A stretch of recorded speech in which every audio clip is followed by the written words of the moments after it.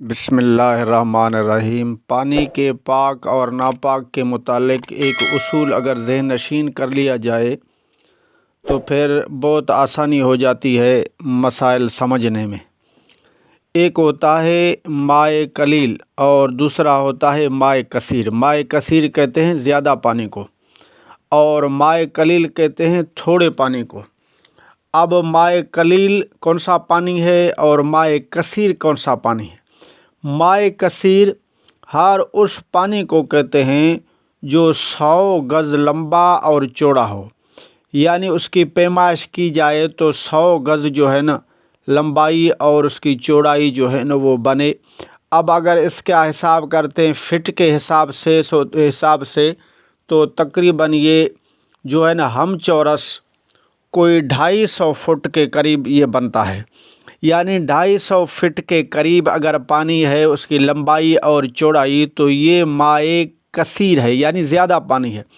اب مائع کثیر کے بارے میں اصول اور قانون یہ ہے کہ اس میں اگر نجاست اور گندگی گر جائے اور اس کا اثر اس میں دیکھنے میں نہ آئے تو وہ پانی جو ہے نا وہ پاک ہے، اس کے اوپر ناپاکی اور نجس کا حکم نہیں لگے گا۔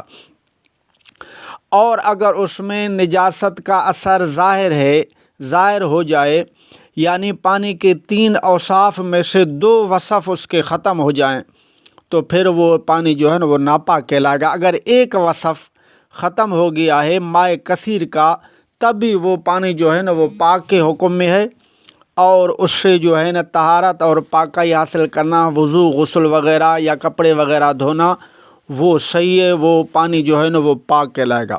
دوسرا ہے مائع قلیل۔ مائع قلیل کہتے ہیں جو مائع کثیر سے کم ہو، یعنی 100 گز یا 100 ہاتھ کہہ لیں۔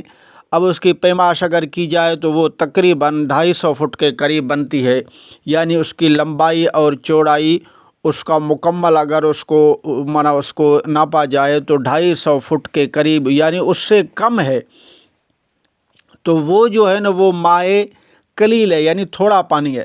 اب تھوڑے پانی کے لیے یہ حکم ہے کہ اس میں نجاست گرتے ہی وہ پانی ناپاک ہو جائے گا۔ اگر ایک قطرہ پیشاب کا گر گیا یا خون کا گر گیا تو اب وہ پانی جو ہے نا وہ ناپاک کہلائے گا۔ اب اس پانی سے طہارت حاصل کرنا صحیح نہیں ہے۔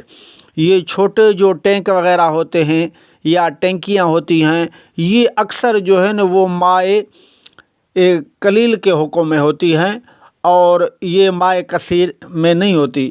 یہ بڑے سوئمنگ پول جو وغیرہ ہوتے ہیں یہ تقریباً مائع کثیر کے حکم میں ہوتے ہیں، اور یہ چھوٹے چھوٹے حوض جو ہوتے ہیں یا ٹینک ہوتے ہیں یہ جو ہے نا وہ اکثر مائع قلیل کے حکم میں آ جاتے ہیں۔ ان میں اگر نجاست وغیرہ گر جائے تو وہ ناپاک ہو جائیں گے۔